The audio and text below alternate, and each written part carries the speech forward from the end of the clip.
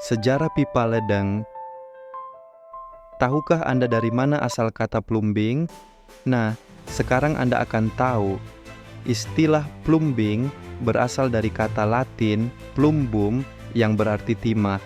Mengapa itu penting? Anda bertanya.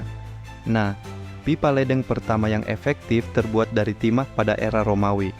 Menarik bukan?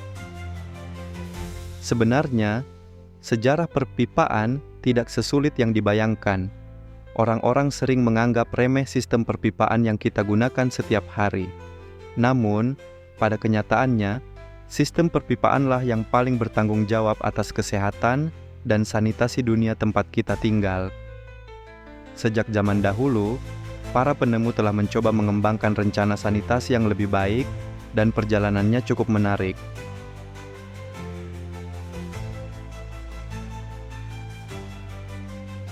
Selama ribuan tahun, para peneliti telah berupaya mengembangkan dan menyempurnakan sistem perpipaan.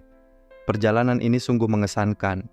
Pertama, Anda harus tahu bahwa kita tidak memiliki tanggal dan garis waktu yang tercatat dengan baik dalam sejarah. Jadi, ada beberapa kontroversi mengenai siapa yang pertama kali memulai perpipaan. Kami pikir peradaban Harappa memiliki sistem pembuangan limbah. Bangsa Mesir kuno tercatat sebagai penemu pipa ledeng paling awal. Pipa-pipa ini terbuat dari tanah liat panggang yang dicampur dengan jerami. Pipa-pipa tanah liat Mesir tersebut berevolusi menjadi pipa tembaga. Mereka menggunakan pipa-pipa ini untuk mengarahkan aliran air ke dan dari Sungai Nil. Era Romawi berikutnya, dalam sejarah pipa ledeng, muncul bangsa Romawi.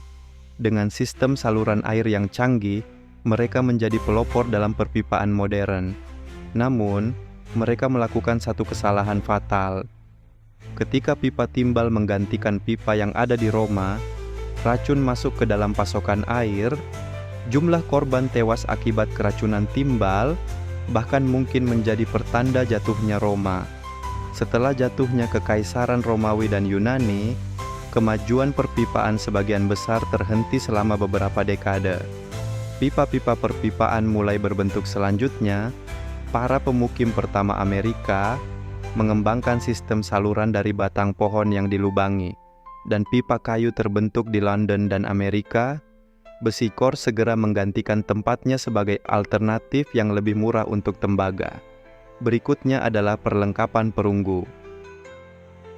Bahan pipa seiring dengan perkembangan logam baru dan cara mengembangkan pipa, sistem perpipaan yang lebih canggih untuk toilet, pancuran, dan pembuangan limbah pun mulai terbentuk. Sebagian besar pipa yang Anda lihat saat ini terbuat dari logam berikut: baja, tembaga, dan plastik. Baja pipa baja galvanis tidak lagi digunakan dalam konstruksi baru. Pipa ini tidak mudah dikerjakan dan berat. Selain itu, pipa ini hanya bertahan sekitar 30 hingga 50 tahun di daerah dengan tingkat kontaminasi air yang tinggi. Kenaikan harga tembaga telah menyebabkan penurunan penggunaan. Meskipun tembaga merupakan sumber utama material pipa, selama beberapa dekade, penggunaannya semakin berkurang, sementara material baru yang lebih murah terus dieksplorasi. Plastik. Beberapa plastik telah dikembangkan selama 94 tahun terakhir. Pada tahun 1926, PVC mulai tersedia melalui penemunya, Waldo Semon.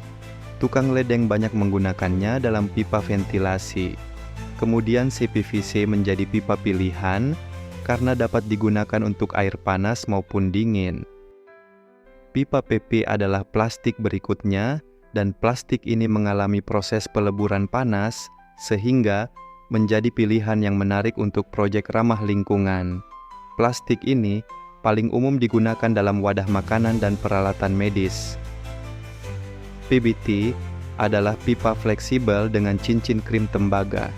Kegagalan ini mengakibatkan kerugian finansial yang signifikan dan akhirnya berakhir dengan kebangkrutan.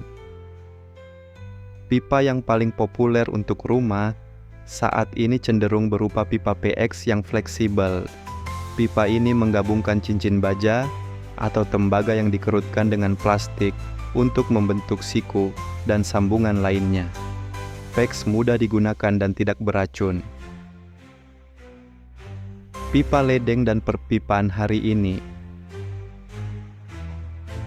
Sejak awal mula pipa, teknologi dan penemuan telah membawa dunia sanitasi jauh ke depan, dari pipa dalam ruangan pertama yang ada di hotel pada tahun 829 hingga toilet dengan sensor pertama pada tahun 1986,